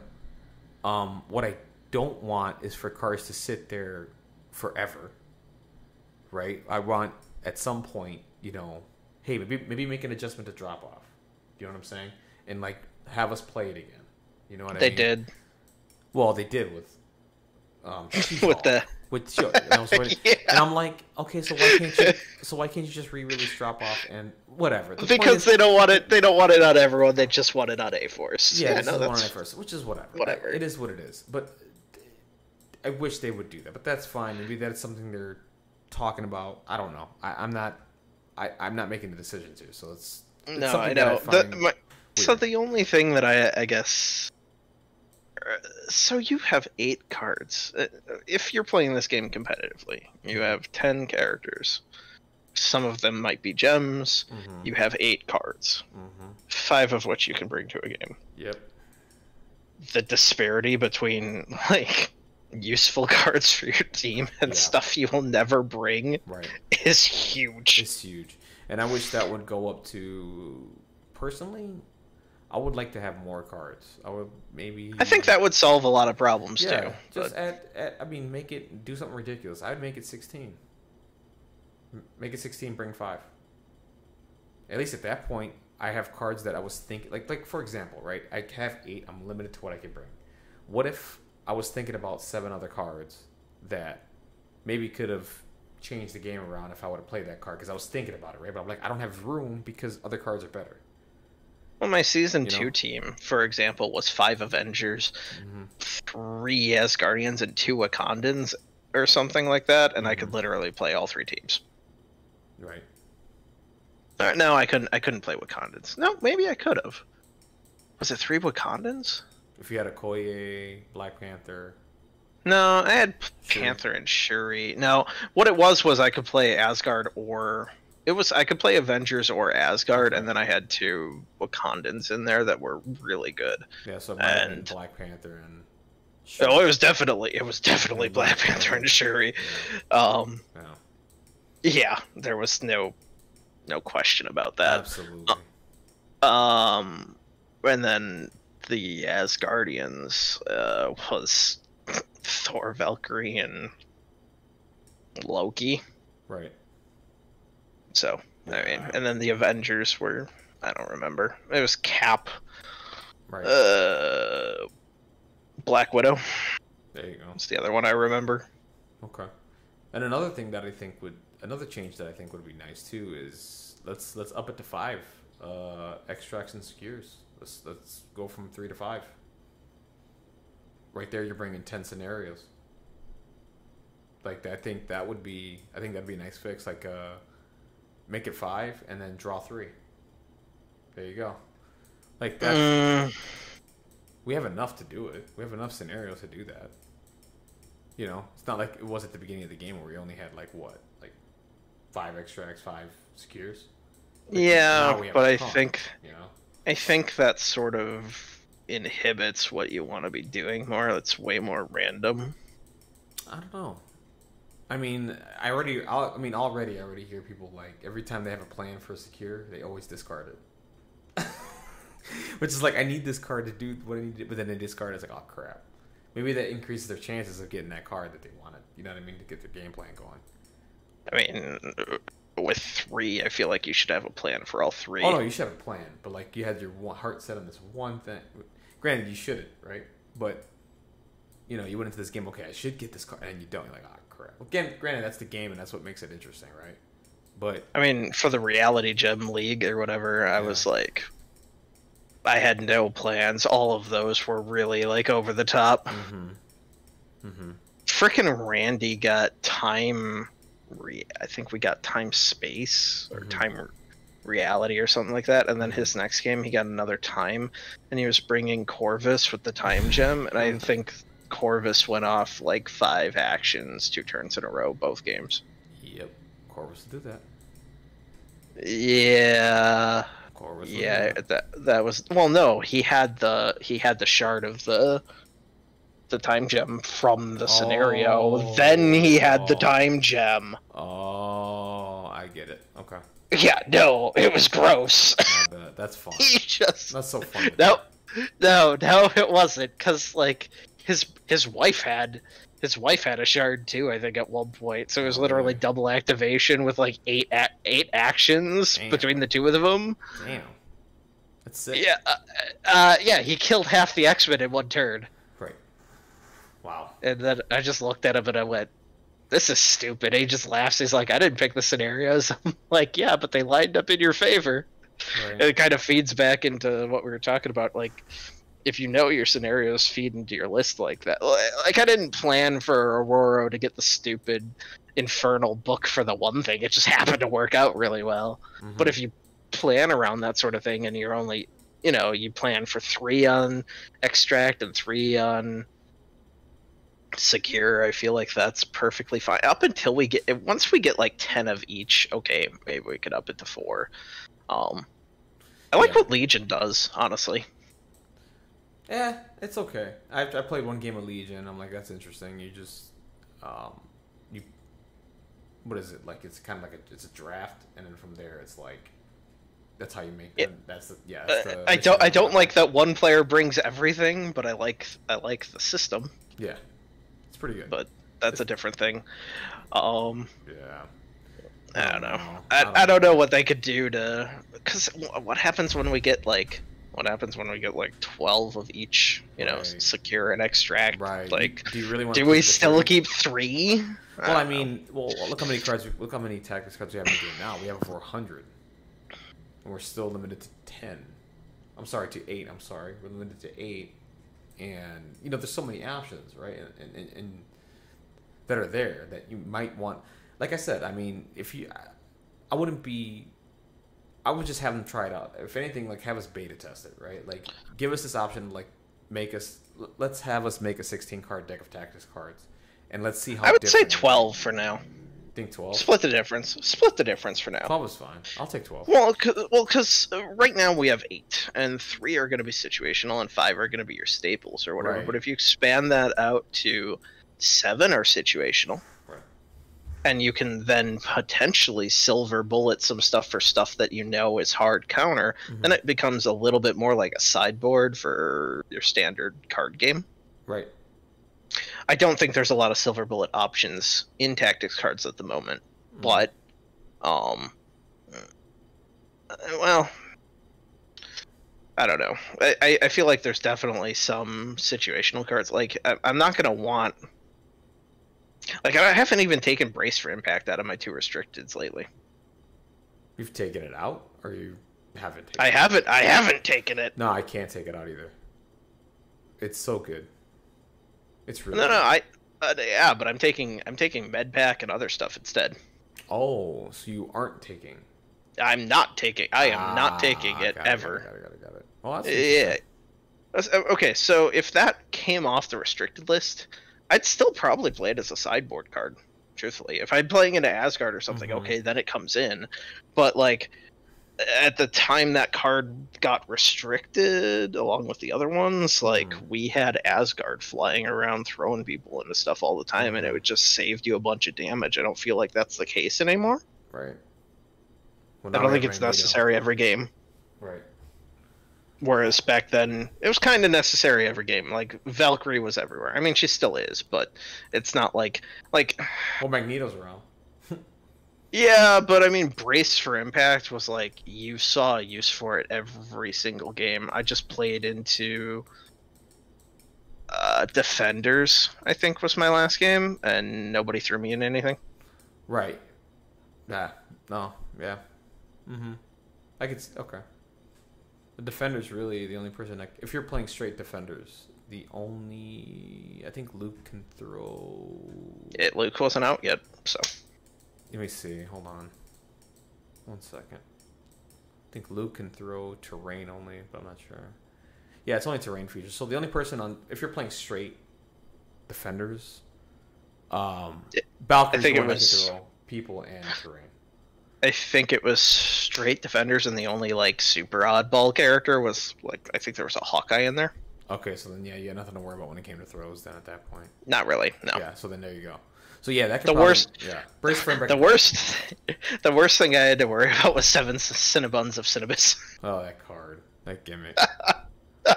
It's so good, though. I know it can be, but what's funny is my local shop, for the longest time, everyone was playing that as though it wasn't an attack action, and I figured it out later, so they were literally doing the card as a free action, then attacking twice was strange. Mm-hmm. Do you know how dumb that is? Very dumb. Now that we figured out you can't do that, I'm like, huh. Yeah. Strange that my store just got a major nerf and I haven't gotten to play him yet. You get to play him yet, yeah.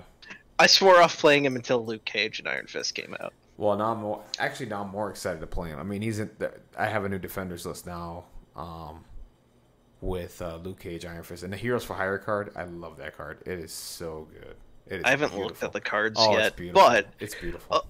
But before I put down X-Men, I wanted to put Iron Fist on X-Men and then use the X-Men Blue ability on Iron Fist to make the 8-point thing 4.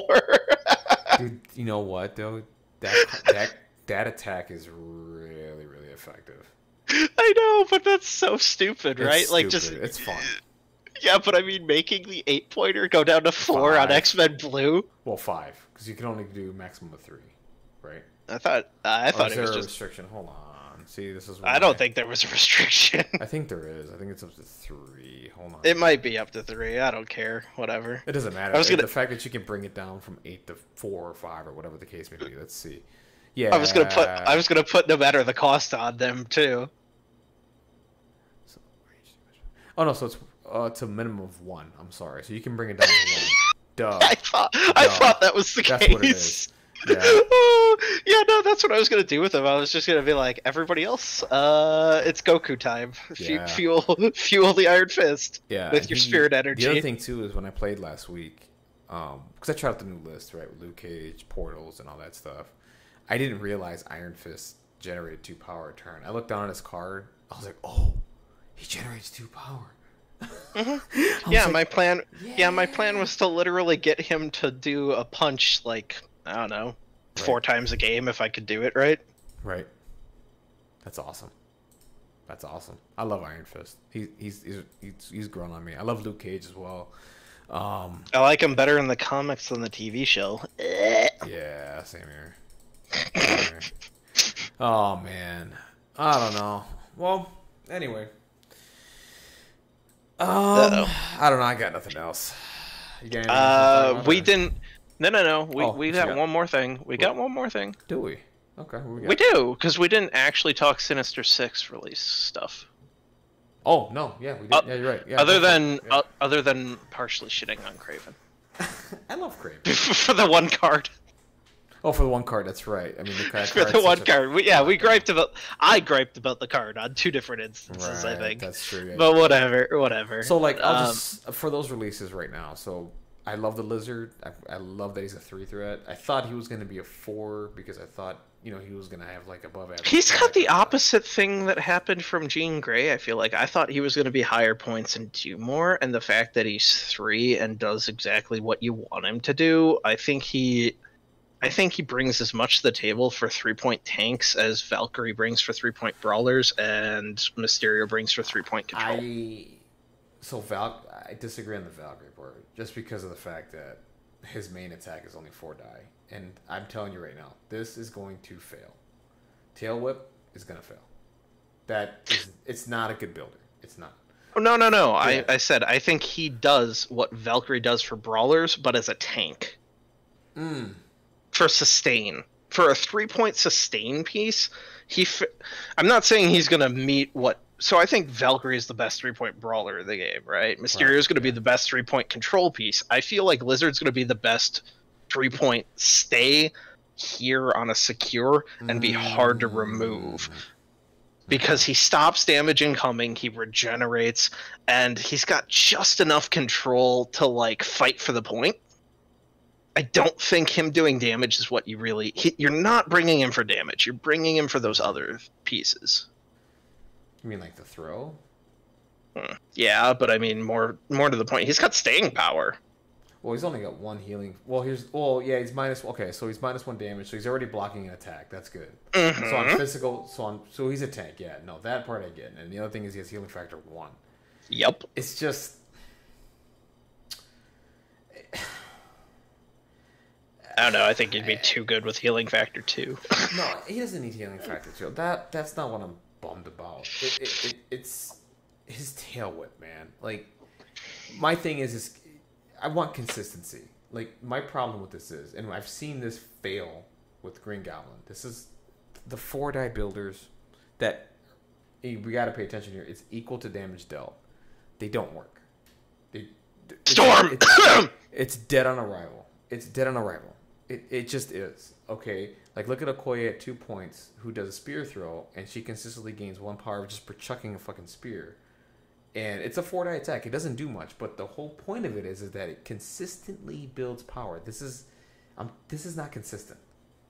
Like 4-die, it's not. And so I mean, Storm's got a 4-point builder. Bucky's got a 4-point builder, right? How is that doing? Oh, Bucky sucks. Exactly. So that's my problem. Granted, now this attack has the wild for the push. That's amazing. That's pretty good, actually. It's better than Cyclops. That's the only thing that I would fish for on him. That's the only thing I want him doing with the builder is slapping somebody away. But guess what? He has no reroll. So you're trying. Craven gives him one. Craven, no. Craven adds a die. He doesn't add a reroll. Oh, okay. Yes. So you see where I'm getting at? So that's the biggest negative here is his builder I don't think is impressive. Granted, you're fishing for the wild, but I will say this again.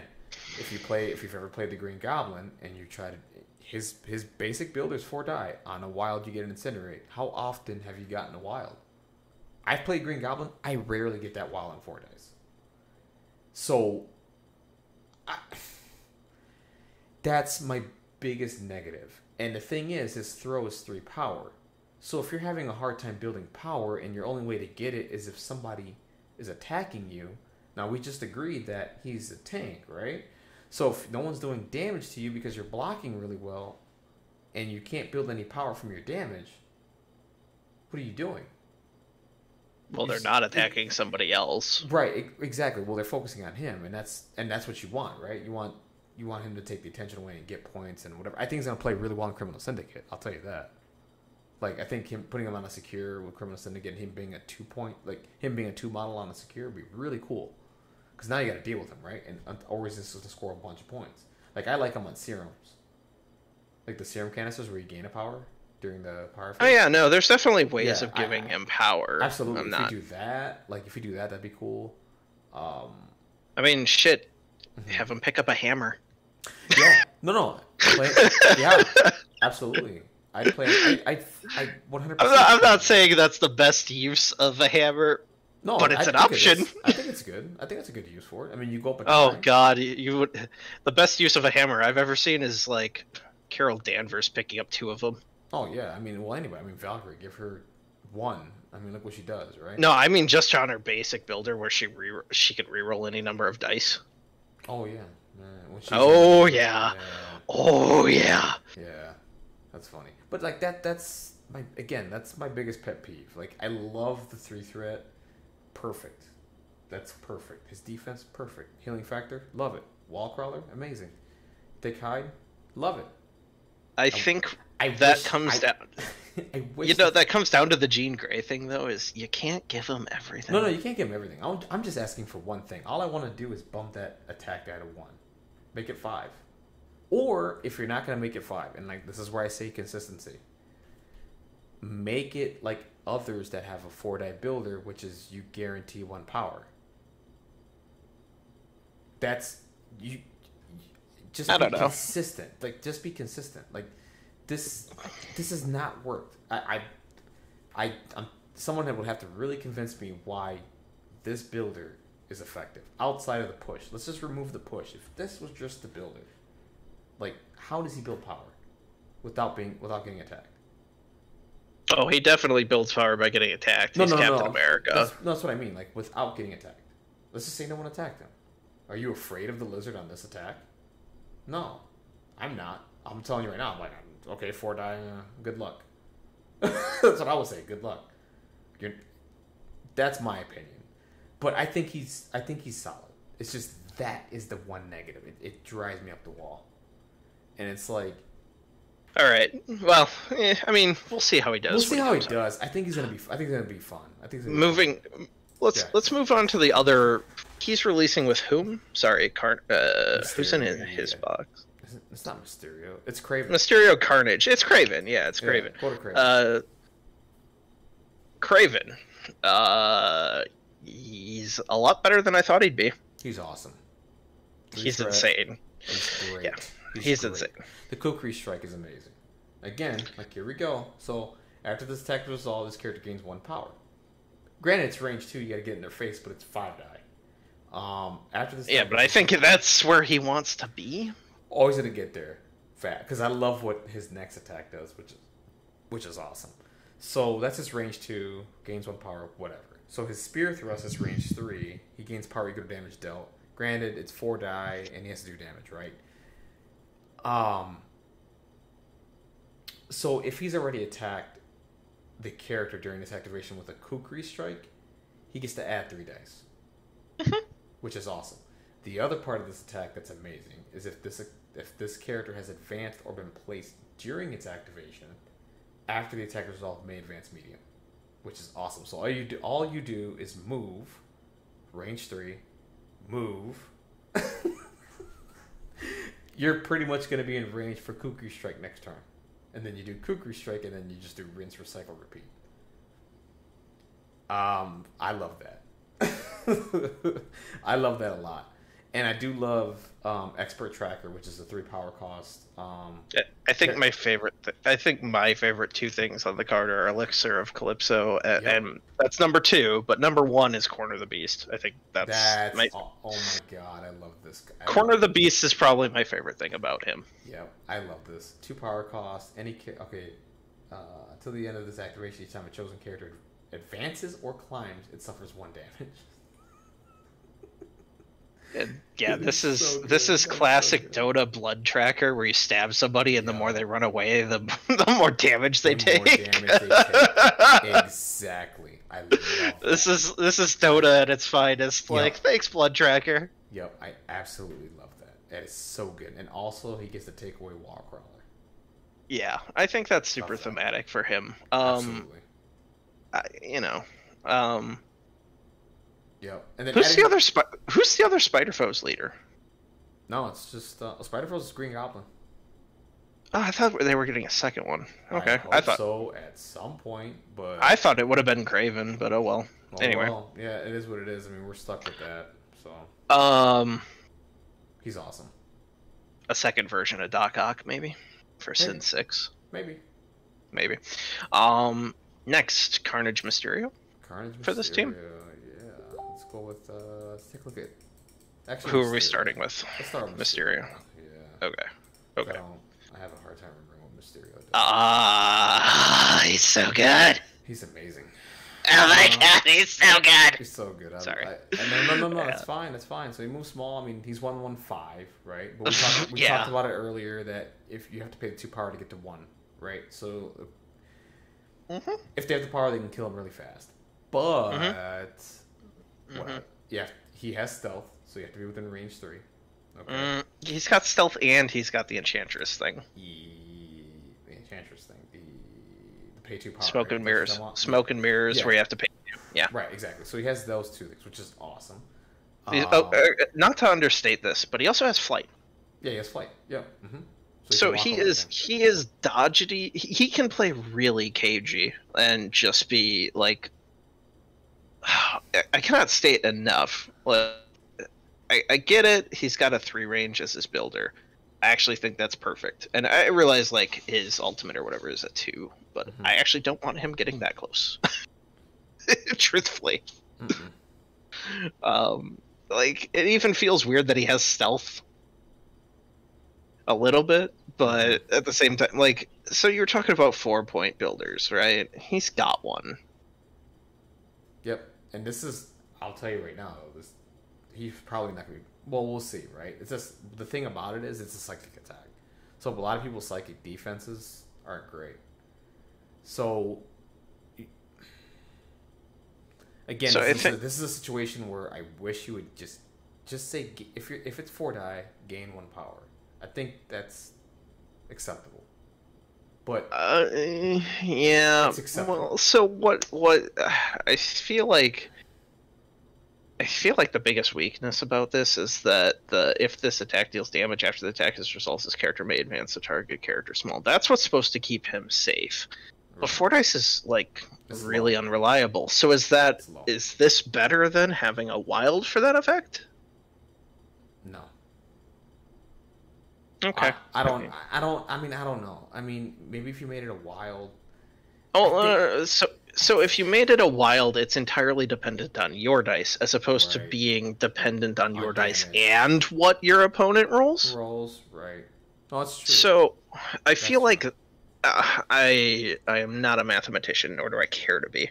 I feel like that's sort of where I feel like the wild would actually be safer for him to survive, because he is in 3 range where his stealth is turned off. He is reliant on dealing damage to move them away to activate stealth again to make them come back at him. Maybe they did that because it was too good. I mean, he has 3 points. He's 3 points, but maybe they're thinking, okay, maybe it was a wild at one point, and maybe it was like, okay, he has stealth, and he can move away on a wild. To their credit, though, right? Mm-hmm. So I'm noticing a lot of the characters for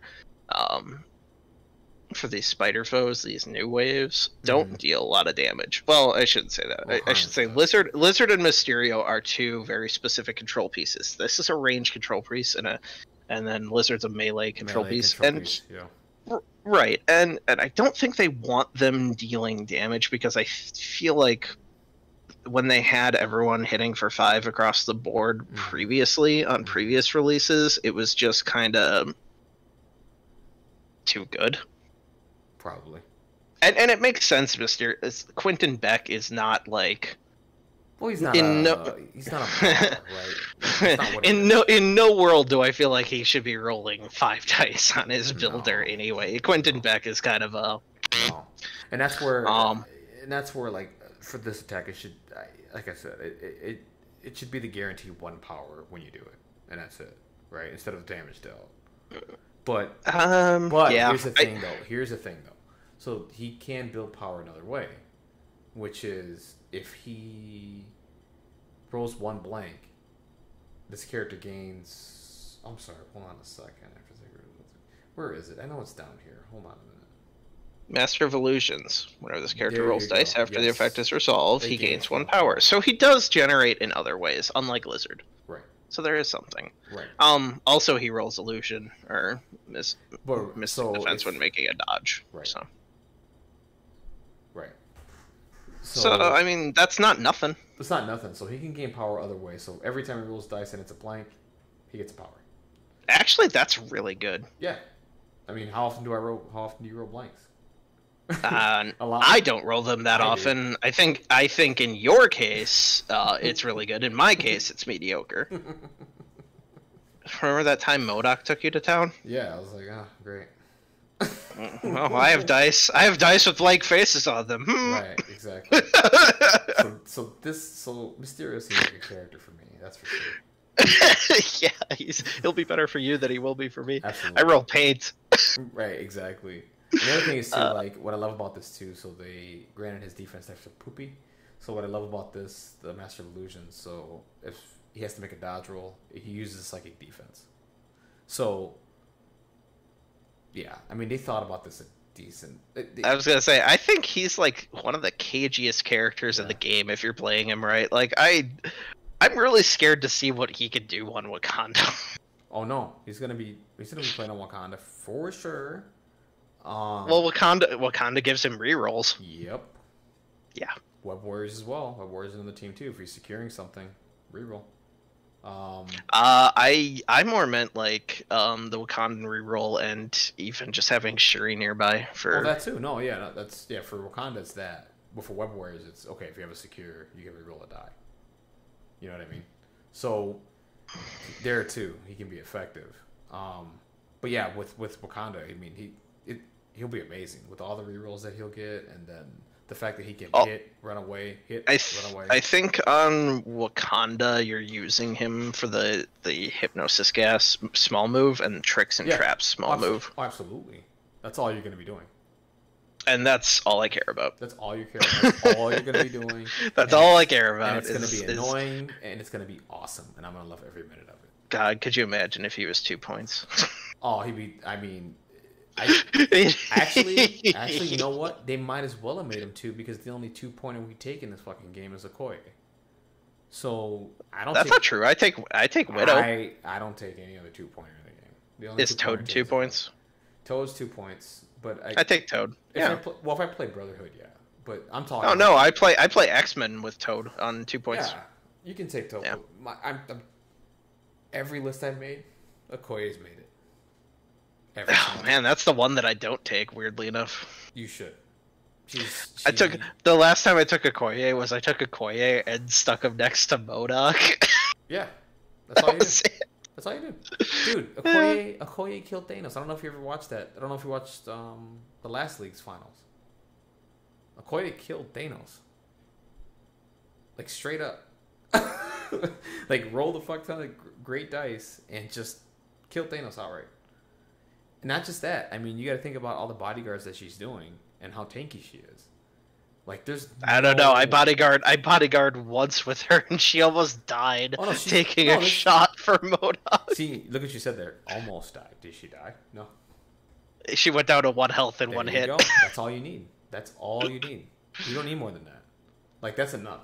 Like, you know what I mean? And on top of that, she has a built-in reroll. And if you're within range 2 of her, blanks count as successes. So you can't pierce if you're at range 2. So, like, to me, like, she's clearly... The reason why I bring that up is because if they made Mysterio 2-pointer, I would actually be excited. Because I'm like, I can... You know, I don't have to take Okoye for a 2-pointer. I can take Mysterio. You know what I mean? And there'll be a competition there, right? It'd be like, okay, cool. Like, who's better? But, yeah, no, if it feels a 2-pointer, that'd be nuts. But 3's fine. For what he could do, Hypnosis gas, he does damage. He gets to advance him. The whole point of this is for him to be annoying as hell and just get in range, get out of range, get in range, get out of range, and then tricks and traps, and then you know what I mean. Like that's the game plan with him, and it's gonna be fun. I can't wait to play him. He's gonna be really fun, for sure. Yep, I can't wait. On to Cletus. Yeah, this motherflower. This guy right here. Let me tell you something. I have ideas and plans for him. I'm gonna ruin people's days with him, and I can't wait. So, what your plans include? What's that card that comes with Thor? No. Oh, because that's what I was gonna do. What's that card called? Doomed Prophecy. I was gonna Doomed Prophecy with him. That's an idea. That's an idea. Why not? Why wouldn't I? Yeah. If he kills someone, he heals. Who cares? Right. That's an idea, actually. I won't do that. I don't give a shit. I mean, you might as well glass cannon with him and be like, hey, look, I'm going to roll 10 dice on symbiote tendrils. With symbiote tendrils, and then I think he has a tactics card that gives him a free symbiote tendrils attack as well. Mm-hmm. So there's some... I have ideas and I have plans and I can't wait. My thing with him is, all I'm going to do with him is I'm going to put him in, I'm going to try today's 4 or 5 models and turn a game around. That's my only plan with him, and I'm going to sit and wait until I can do it. What I'm going to do is I'm probably going to run him with defenders with portals. And I'm going to portal him the fuck in between 3 or 4 models, and then I'm going... and then I'm just going to go to town. Maximum carnage? Yeah. Yep, well, yeah, no. I wanted to take a Doomed Prophecy turn and just, like... get as many models dazed as possible, and then what? They take out Carnage, wah, he flips to his other side, who cares? Think about this. Blind Obsession. Overkill. I've never seen that. Randy wants that card to work so It does work, it's just he forgets about it. That's the thing. He kept playing it at the locals for the league, and it kept screwing him pretty bad. It does, yeah. He's played against me a few times, and it hasn't worked. If you want a pun for this one, Randy's blind obsession with blind obsession is unhealthy. Okay. Interesting. All right, so let's get to it. So he does the symbiote tendrils, range 3. He moves medium. He's got a big base, so he moves faster than Venom. He's got the same 5/1/1.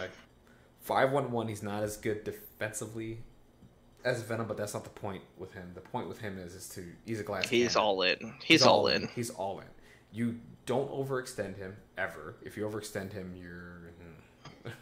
you're not playing it right. He's basically a last activation kind of thing, where you got the kill and you want to confirm it, basically. And I think the optimal use for him is a last first. Last for exactly. So last, probably turn 1 he goes last. If you have I think it's after the melee's broken, so last on 2, first on 3. Yeah. When everyone's kind of already dedicated, and he's like off on an objective or something, you can just take an opportunity moment to take somebody out that might have gotten wounded from ranged or something. Right. That exactly. That I think. Or you can take Mysterio and walk somebody at him. Right. That too. Dude, trust me, I have ideas. He makes me so happy. I'm not a Carnage mark by any chance. My next 3 podcast things, I don't know how often we're gonna do this, but my next couple podcasts, I'm gonna just be like, or you can take Mysterio and walk him towards him. Exactly. What I love about him though is, symbiote, just like I said, it's basic Venom stuff. It's nothing changed here. So maximum Carnage is where it's at. 5 power cost, area 2, 7 die. After each attack is resolved, the character gains a bleed special condition, which is awesome.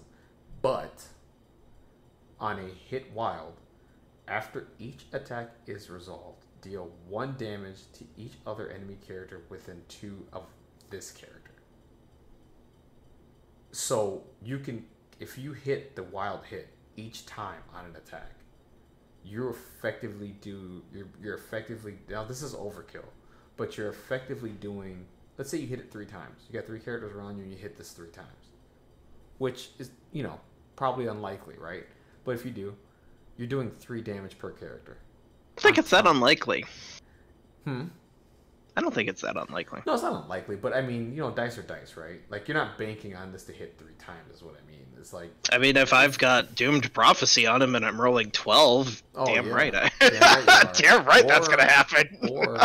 Or Thanos you're juicing for 2 more. I don't play Thanos. No, I haven't played Thanos yet, but Yeah, no, I mean, there's that option too. Let's say if you don't play Doom Prophecy, you play Thanos. You juice it to 9.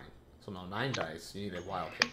That's crazy that you got 3 characters around you. Okay, you're effectively doing, on top of what you did, you're doing 3 damage total throughout that attack. I mean, I could see him on Web Warriors with the anytime somebody's slowed card or whatever, everybody gets 2 extra dice on them. Or is that only Web Warriors? Say it again. The card for Web Warriors that when you put a slow token. Yeah. Is that only Web Warriors? That's only Web Warriors. Only Web Warriors. Yeah, he won't be on Web Warriors.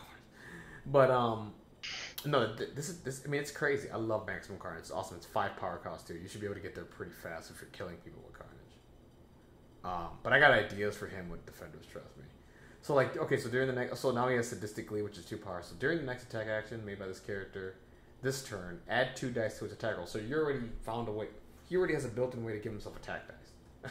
So after each attack is resolved, if the attack roll contains any failures, he just suffers 1 damage. Super Perk only uses once per turn. So he can already juice his dice by himself. Which is awesome. I don't know. 14 dice on Maximum Carnage seems good. Sounds amazing, doesn't it? I can't wait. I have plans for this guy, and I can't wait to make people angry. With Carnage. Paint the town red. If this character dazes or KOs an enemy character with an attack during its activation, this character may use a superpower. After the attack is resolved, this character advances small, removes all damage from himself, then makes a symbiote tendrils attack. The superpower can only be used once per turn. Yeah. Yep. That's awesome as well. That should be easy to do as well. I can't wait to do that either. The Arch Nemesis Eddie Brock thing, whatever. It's the same as the Peter Parker one. Yeah. My only contention with this is they had an opportunity to do a different Arch Nemesis ability, and I feel like, meh. Like, if it was different for everybody that had an Arch Nemesis, then it would feel good. Right. Whatever. That's whatever to me. I don't care about it. Symbiotic Serial Killer. This is cool. Basically, you don't crit results don't explode when you're defending against him, which is awesome. It's basically, you're a walking hex. which I love. I love the walking hex thing. So what I thought was interesting about this is Eddie's got something similar but not the same, and they took the time to make that different. His is they can't modify dice. Correct. This is you don't get crits, which is cool. Did you know that works on Doctor Strange? Yeah, absolutely. Yeah, like yeah. For the long oh my god. For the longest time, that matchup is hilarious. The Venom Doctor Strange matchup is fucking hilarious. For the longest time, I thought the only way to get rid of Doctor Strange was marked for death, and even then it was unreliable. And then as soon as I figured out that modified dice step being ignored by Venom is like, oh, I have Agamotto shut off. Right. Hilarious. Yep. There are ways to deal with Strange. Very unreliably. I still think he's one of the best centerpieces in the game for. Oh, he probably for an affiliation. He's awesome. No, he's awesome. He's the closest thing to a Warcaster in this game. Yeah, and that's what I like about him. He does everything I kind of want as a character, which is good. Like he heals, which I love. I love attrition, so he heals. He has defense dice, so he makes other characters harder to kill in a way, and he can move models around with his attack if he does damage, which is awesome. And then he can take activations away. I love him. The defenders are my go-to team, so that's my main team that I play.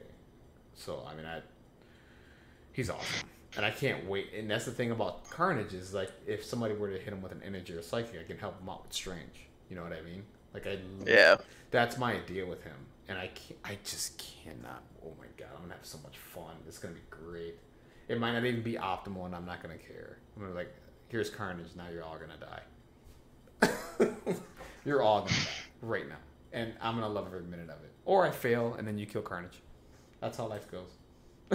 I feel like him swinging physicals being switched to mental. Yeah, and then energy as well. That too. I just thought about that too. Don't get me wrong. That's cool. I feel like if I was just going off an affiliation, switching it to mental is good, right? Mm-hmm. I think the other thing that I would like to do with him is maybe put him in Cabal to generate more, but then he's in the mix. I think the best use maybe Avengers, where you can sadistically for one. Yeah. Mm-hmm. That's a good idea. Off the top of my head, that's like just looking at his stat card and just looking at what affiliations there are. It's either Cabal is too inconsistent for him. He's not going to be in the mix, right? Right. So like Avengers to make Paint the Town Red or sadistically one less seems good, or maybe X-Force or Inhumans. There you go. Get the reroll. Inhumans seems like it's kind of a wash with Avengers. I think Avengers might be the better one, but Avengers will be the better one because Inhumans just siphons in energy to him, which is not exactly. Yeah. So. All right. Well, anyways, man, I gotta get back to the. Well, I'm patching tonight, so I have to get back into this meeting call here in a little bit. But yeah. Anyways, man, this was a great first episode, man. Thanks for coming on this late and talking. I was gonna say, I think we could probably cut and edit this into 2. Wow, or just let it be one episode. Who cares? What are we on right now? We're on almost 2 hours. That's fine. Okay. Well, I don't even know what we want to do for an outro. Me either. I don't know. I'll just say thank you guys for listening. This is the first episode of Omega Level Threat. My name is Shui89, and my other... I'm Warhawk. Absolutely, and we'll come back at you with another episode sometime next week or in a few weeks. Hopefully you like and enjoy the podcast, and we'll keep this going. Anything you want to plug before we go, or...